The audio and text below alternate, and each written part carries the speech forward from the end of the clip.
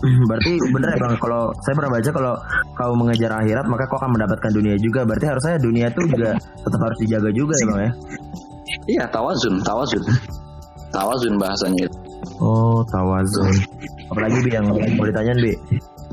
Nah, berdasarkan tadi Bang Amar cerita dan berkisah, nah menurut Bang Amar ikhtiar apa sih yang harusnya yang terbaik gitu buat sebagai muslim pada Ikhtiar ya. sekarang gitu? Oke. Ikhtiar kita sebagai apa dulu nih? Sebagai masyarakat, sebagai pemerintah, atau sebagai muslim pada umumnya? Sebagai muslim pada umumnya dulu Bang. Sebagai muslim pada umumnya ya. Oke. Ini juga nanti bersambung kenapa saya mendirikan negeri buku gitu ya. Orang-orang muslim itu rata-rata nil literasi. Contoh teman-teman sekalian, itu masih banyak orang-orang Islam yang tidak tahu apa itu bakteri, apa itu virus, padahal itu ada di sekeliling kita, bener nggak? Iya benar. Dampaknya apa? Contoh deh yang paling sederhana, banyak kok mahasiswa muslim yang kos-kosan itu jorok, ya nggak? Iya tuh. Banyak jamurnya, banyak. Iya, miara kucing di dalam rumah gitu kan, taruh kotak pupnya di dalam rumah. Atau misalnya lagi makan cucian piring, ya nggak, 1 semester nggak dicuci, ya kan? Lagi 1 semester nggak dicuci. Terus lagi misalnya cucian baju gitu kan nggak diambil-ambil, nggak dicuci-cuci juga, atau kamar mandinya jorok. Nah itu dampaknya apa sih? Itu balik lagi kecerdasan kita dalam memandang kehidupan gitu loh. Kita tahu ada virus, kita tahu ada bakteri, kita tahu ada jamur, ya nggak? Tapi kok hidup kita jadi nggak bersih? Padahal umat Islam itu dianjurkan oleh Rasulullah hidup bersih. Kebersihan sebagian dari iman. Tapi kita jangan terjemahkan itu cuma sebagai nyapu gitu loh. Tapi kita terjemahkan itu juga sebagai cucian piring, kamar mandi, miara binatang tuh gimana, adab-adabnya dan lain-lain gitu loh. Satu itu ya. Terus yang kedua, coba dah umat Islam itu jangan kebanyakan ngelihat video-video konspirasi yang nggak jelas gitu loh. Karena umat Islam tuh nggak begitu. Iqra bismi rabbikal ladzi khalaq. Ente sebelum ngomong senjata kimia nih publik nih ya, kan banyak senjata biologi itu kan konspirasi, Habib ngomong gitu kan. Iya benar. Nah, coba yang kita lakukan itu, kita belajar virus itu apa sih, bakteri itu apa sih, obat itu apa sih, gimana sih cara kerja dokter gitu ya. Saya kemarin bikin podcast sama seorang dokter dari Bengkulu ya, Dokter Ahwat. Itu kita meluruskan di tengah-tengah masyarakat apa bedanya antara tibun nabawi dengan pengobatan modern dan apa persamaannya gitu loh. Karena seolah-olah sekarang nih masyarakat gitu ya membenturkan pengobatan yang sifatnya obat-obat kimia dan modern itu bukan tibun nabawi. Sedangkan tibun nabawi itu katanya yang herbal aja. Entar dulu. Ya, padahal pengobatan modern itu peletak dasarnya justru para sahabat Nabi. Gitu loh. Ya kan? Betul. Ini yang yang menjadi masalah, apalagi sekarang itu masyarakat lebih percaya kata tukang obat daripada kata dokter.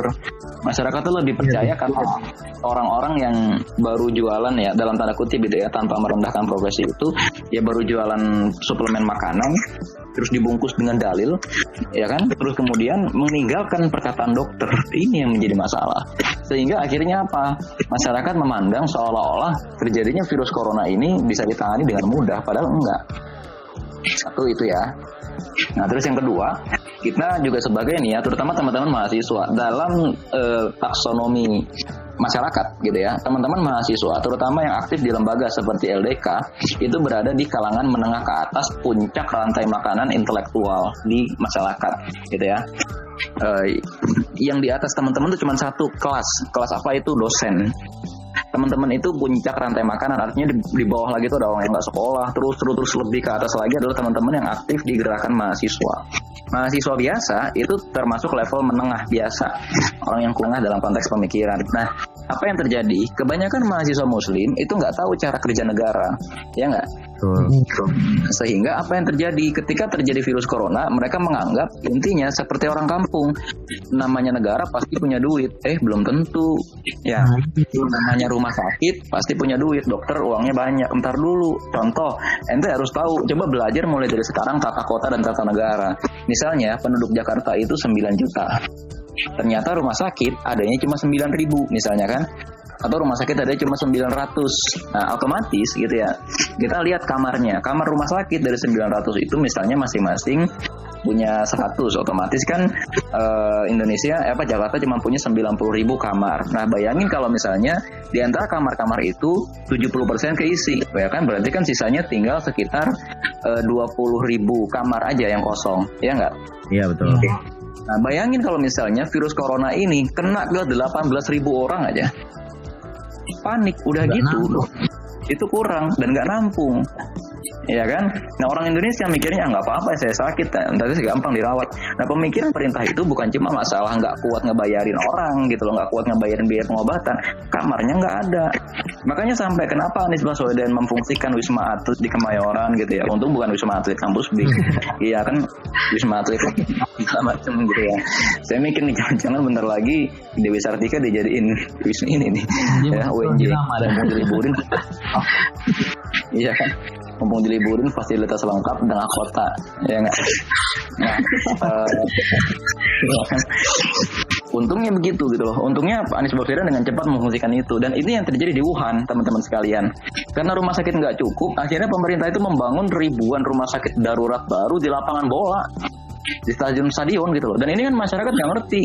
Kemarin saya lihat di TV One juga kalau nggak salah, ada satu penelpon yang protes, kenapa saya dirawat di Wisma Atlet, nggak layak ini bla bla bla. Dia nggak ngerti, perawatnya kurang, dia nggak ngerti, dokternya kurang gitu loh. Fasilitasnya. Nah ini sebagian Ada juga tuh yang nanya gitu di ILC waktu itu. Iya di LC protes dia, kok saya dirawat di Wisma Atlet, padahal dia nggak ngerti nih cara kerja negara itu gimana. Makanya lagi-lagi teman-teman sekalian gitu ya, nanti ketika teman-teman demo atau ketika teman-teman jadi pembesar di negara gitu ya, perhatikan gitu loh, prioritas pembangunan itu sekolah dan kesehatan. Ya karena apa? Di negara-negara berkembang itu relatif pelayanan kesehatan dan pelayanan pendidikan itu sangat kurang. Apalagi teman-teman dari FIP ya, Fakultas Ilmu Pendidikan kan. Nah itu cobalah cerdaskan masyarakat gitu, kasih tahu cara kerja negara itu gimana. Itu loh, mahasiswa muslim itu level diskusinya harusnya begitu, dari halakoh ke halakoh gitu ya. Harusnya dikasih tahu nih loh, cara kerja negara tuh begini, ya gitu. Apalagi nih Pak? Ada yang mau tanya lagi nggak? Berarti kita pertama kan tadi saya suka tuh bagian yang kesehatan sama pendidikan harus dulu ya, dan sampai di Cina pun ya, di Wuhan khususnya itu di tengah-tengah lapangan bola sampai ada rumah sakit gitu, itu keren banget ya menurut gue. Tanggapnya cepat gitu. Dan itu bukan dana dari pemerintah loh, ya itu dana dari solidaritas sosialnya perusahaan-perusahaan gitu. Oh yang tadi yang tadi dibilang orang ya perusahaan-perusahaan itu tuh. Iya. Nah ini sebenarnya ada satu cara ya. Ketika saya mengelola Yayasan Nurul Nabi, itu kita melihat ada satu potensi besar gitu ya dari namanya dana CSR. Dana CSR itu setiap perusahaan besar itu rata-rata minimal di 1 triwulan tiap 3 bulan dia harus mengeluarkan anggaran sekitar 200 juta. Nah bayangin kalau korporasi aja diwajibkan melalui satu peraturan pemerintah, dana CSR harus dikeluarkan gitu ya, misalnya di 1 triwulan ini untuk apa? Membangun rumah sakit misalnya. Nah, kenapa pemerintah nggak berani? Karena kita juga tahu ini korporasi, nggak sayang sama rakyat. Korporasi ini tujuannya cuma nyari untung gitu loh. Ataupun ada dana CSR yang lain, tapi itu sudah dipakai buat hal-hal yang nggak penting gitu kan. Sehingga ketika terjadi wabah semacam ini nih, korporasi nggak bisa difungsikan untuk itu. Dan ini yang repot. Akhirnya sekarang negara atau pemerintah betul-betul sendirian dalam menghadapi wabah ini. Mana korporasi yang selama ini mereka berikan kehormatan? Mana investor asing yang selama ini mereka berikan kehormatan? Nggak ada, nggak bantuin gitu loh. Jadi ditinggal sendiri kalau lagi jatuh. Aduh. Iya, tinggal sendirian. Jadi mau nggak gitu, mau ditinggal rakyatnya sendirian. bahu membahu Kasian, gitu kan? Bang ya. Kalau udah kayak gini ya. Nah ini maksudnya inilah untungnya Indonesia negara Muslim. Mengapa? Karena ulama-ulama di sini gitu ya, baik ulama-ulama yang tidak terkenal maupun ulama yang besar, itu banyak memicu warganya untuk menciptakan berbagai lembaga donasi Islam, Betul. ya kan? Ziswaf, zakat, infak, sedekah dan wakaf itu benar-benar masyarakat Muslim itu hidup. Saya nggak membayangkan kalau seandainya negeri kita bukan negeri Muslim, kayaknya ya semangat kita berinfak, semangat kita bersedekah itu nggak akan keluar, ya nggak sih? Sehingga dengan itu seenggaknya sebagian penyakit masyarakat terobati. Dengan apa? Kita bagi-bagi hand sanitizer gratis. Ada satu komunitas gitu saya lihat itu mengadakan pembersihan masjid secara massal.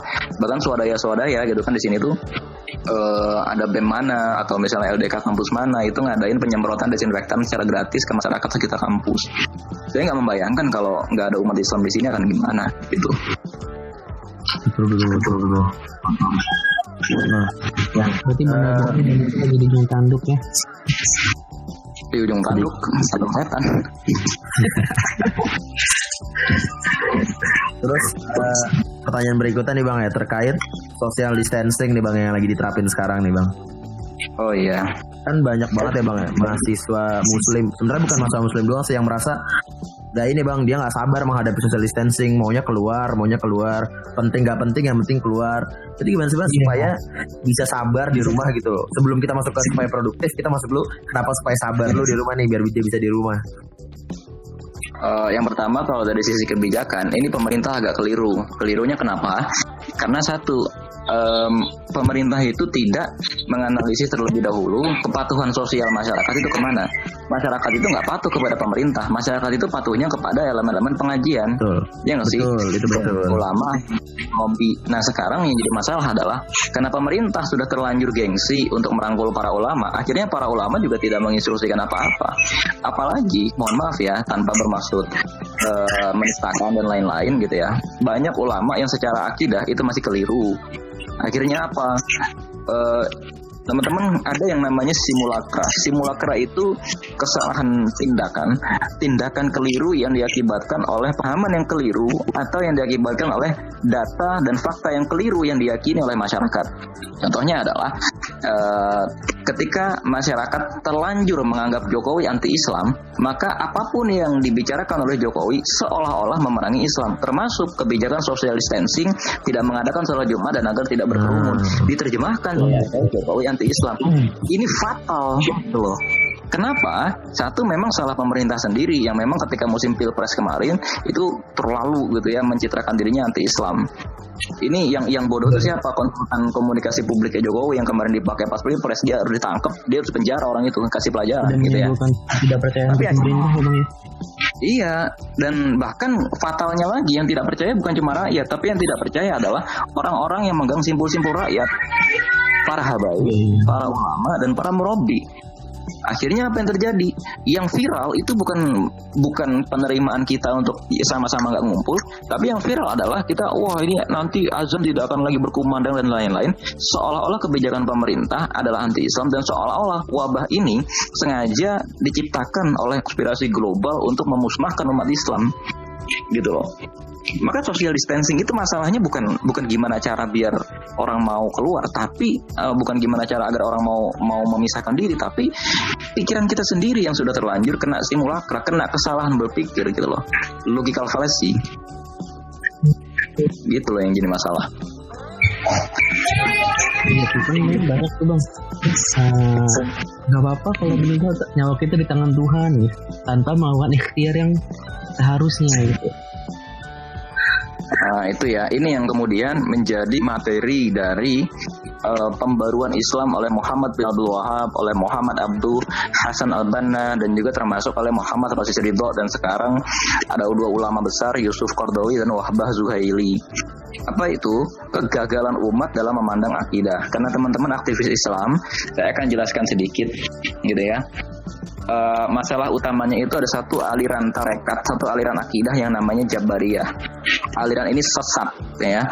Sesatnya kenapa? Ini aliran yang dasarnya itu dari filsafat. Pemahamannya begini, ketika Allah itu sudah berkehendak, maka kita tidak akan mampu melawan. Maka ketika teman-teman misalnya teman-teman qadarullah habis ini gitu ya, sebagai aktivis dakwah qadarullah banget berzina.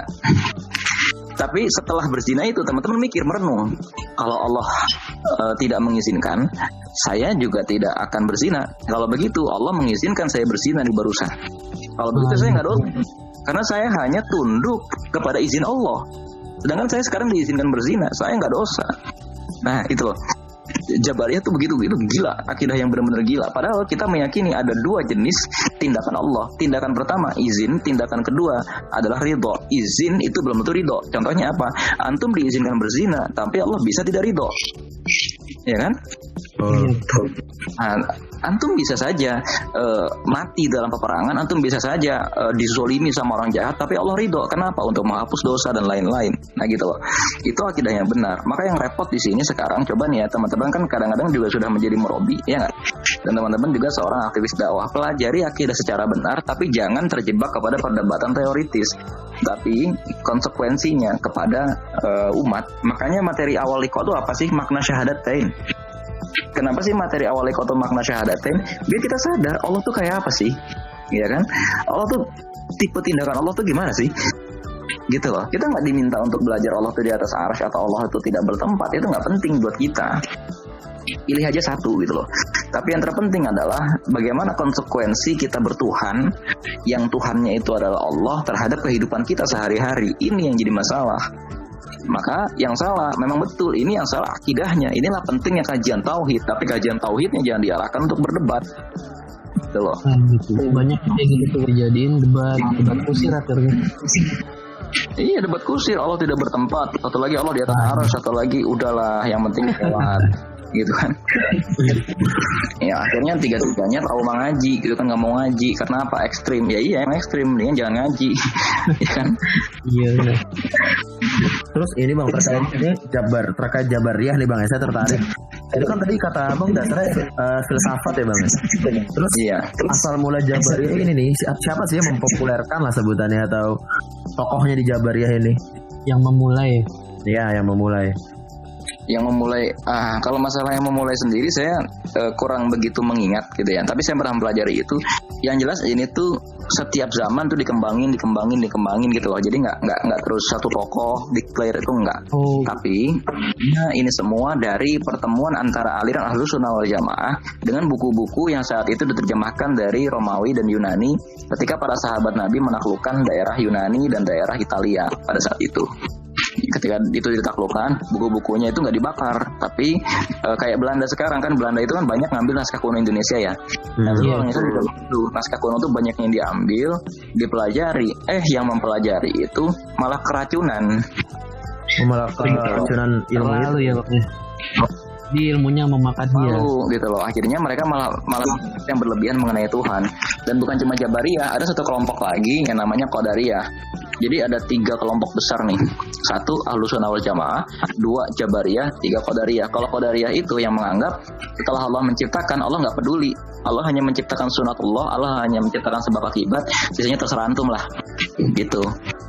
Jadi antum berkuasa penuh atas hidup antum bisa menjadi raja bahkan gitu ya, antum bisa menjadi presiden dengan usaha antum, nggak usah terlalu ngoyo, nggak usah terlalu berharap sama Allah gitu. Ada juga aliran semacam itu. Jadi kayak misalnya kalau dia tuh berhasil ya itu atas usaha dia, bukan karena Allah ya. Iya, dia berhasil bukan karena Allah, tapi betul-betul karena dia dia memenuhi sebab-sebab yang disyaratkan Allah agar dia berhasil gitu loh. Misalnya kalau antum mau masuk UNJ tentu harus lulus SNMPTN ya kan. Maka ya antum harus belajar, harus ini, harus itu. Nah, orang-orang Qadariyah itu memahami itu sebagai iya kalau kita mau berhasil jangan doa dulu. Nah, kita berusaha aja gitu loh. Gitu. Nah, sebaliknya orang-orang Jabariyah itu kan kalau ente masuk SBMPTN semuanya dikembalikan kepada sebab-sebab ruhani ya kan. Dia Quran gitu kan, sholat apa segala macam ibadah. Tapi kemudian dalam praktek amaliyahnya itu menciptakan kekacauan di tengah-tengah masyarakat. Ini yang kemudian jadinya ajaran-ajaran mistis klinik gitu ya. Nah, ini bang, kita balik lagi ke social distancing atau physical distancing yang sekarang.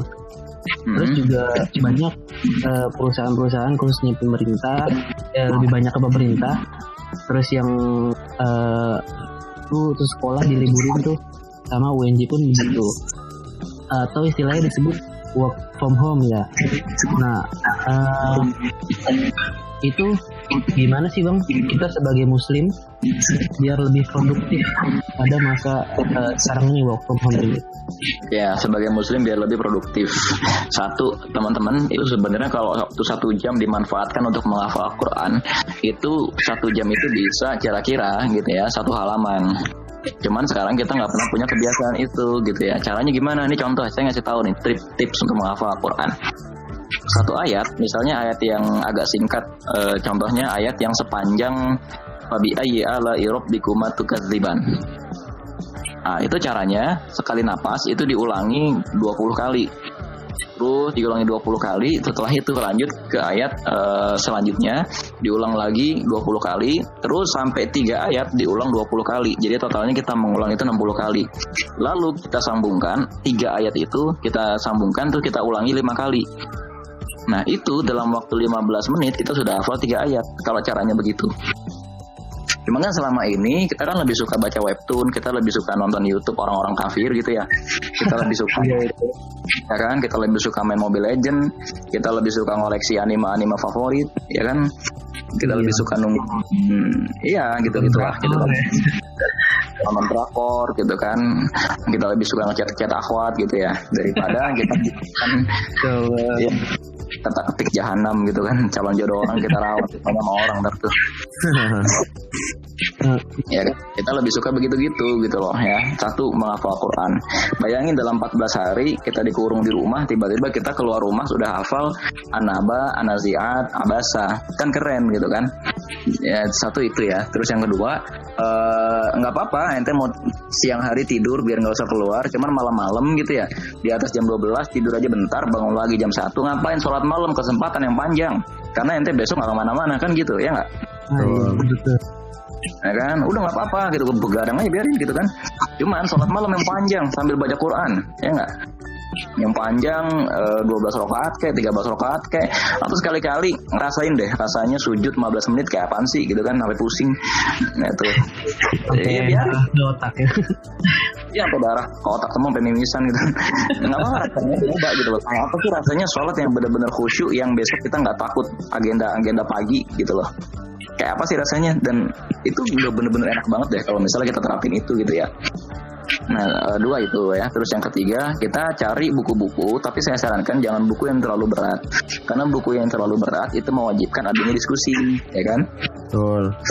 Buku-buku yang ringan aja gitu loh. Nggak apa-apa karya-karya penulis-penulis zaman sekarang gitu ya, kayak Ustadz Salim Afillah atau misalnya karya Ustadz Felix Xiao dan lain-lain gitu ya.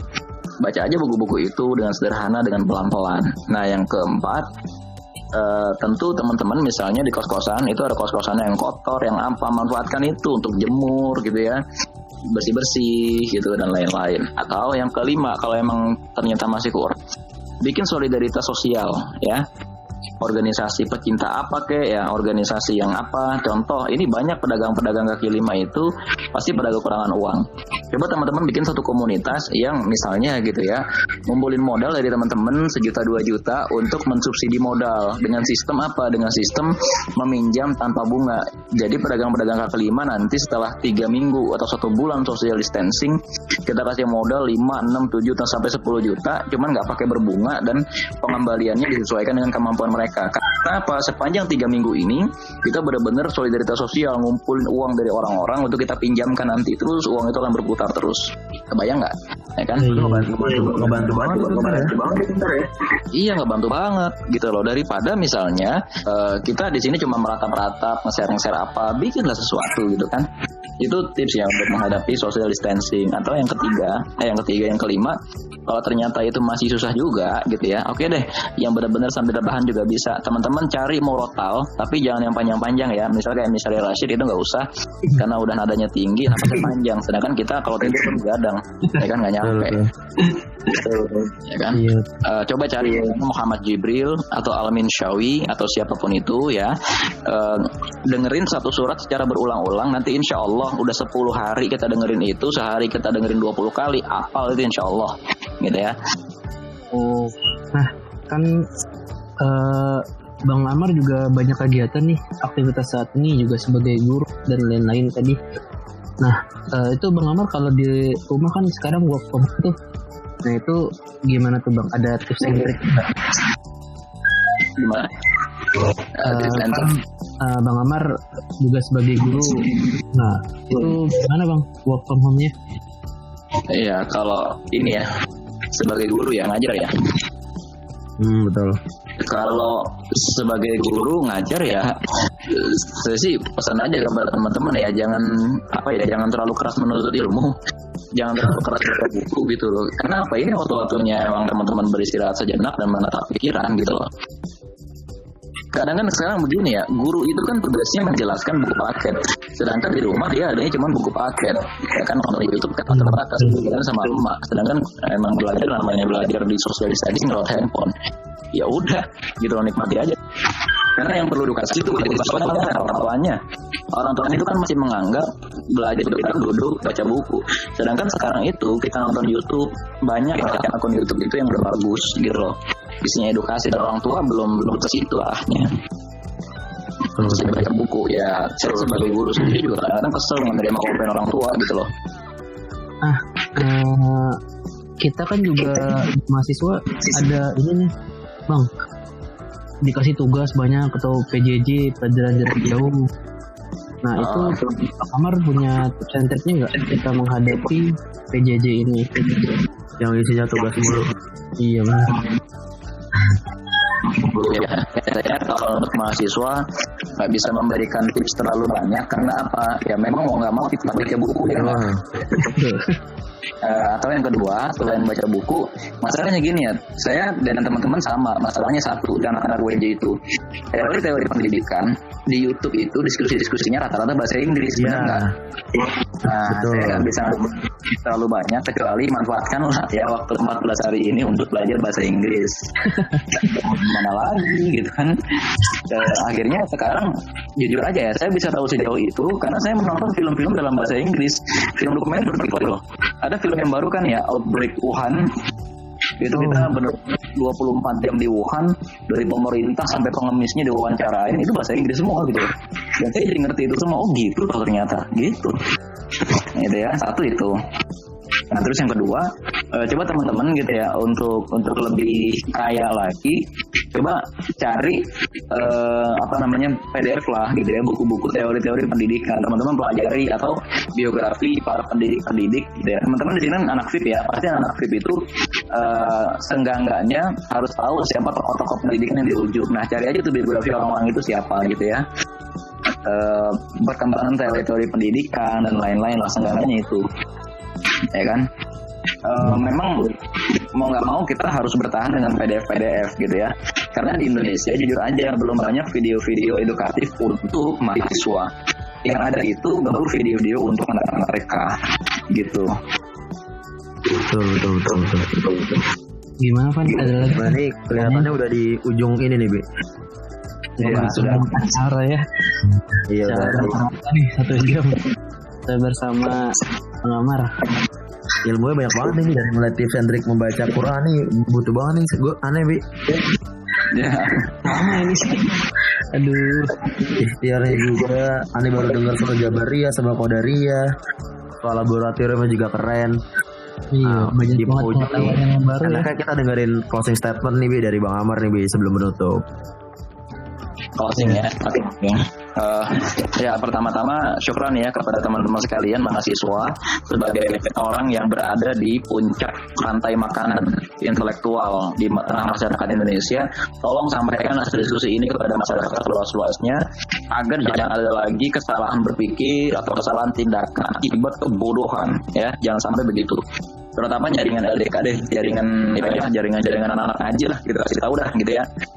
Tapi itu terus yang kedua, coba teman-teman tadi ya, selama social distancing hafalkan Al-Quran atau rapikan bacaan Al-Quran gitu ya, atau belajar nada pembacaan Al-Quran gitu ya, atau seenggak-enggaknya deh minimal dengerin aja murotal dalam waktu 18 jam sehari, lama-lama hafal sendiri kok gitu ya.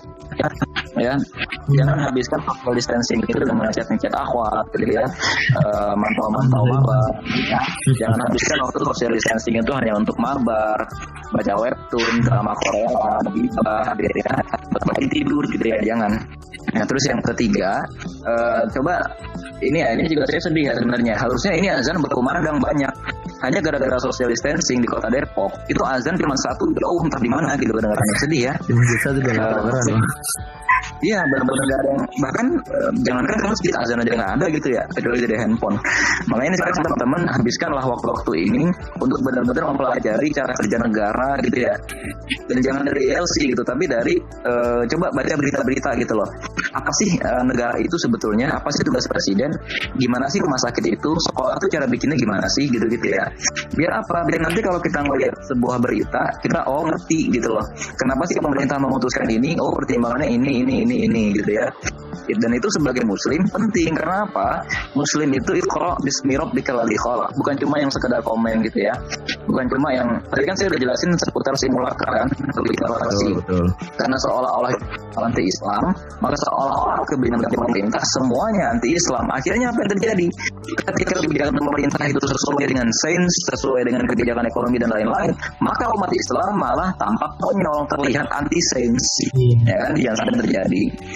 Ya kira-kira teman-teman, dan terakhir saya juga minta saling doakan ya, mudah-mudahan di antara kita tidak ada yang menjadi orang dalam pemantauan, pasien dalam pemantauan ataupun positif corona gitu ya. Nggak ada. Terima kasih buat Bang Amar berarti Nabi ya.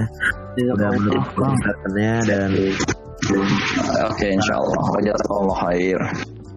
Banyak banget pengetahuan baru dari Bang Amar nih. Nah, kayaknya mungkin segitu aja dulu kali kan ya. ya sampai jumpa di podcast berikutnya berarti ini Bi. Iya dong. Oke, wassalamualaikum warahmatullahi wabarakatuh. Sampai jumpa teman-teman di podcast berikutnya.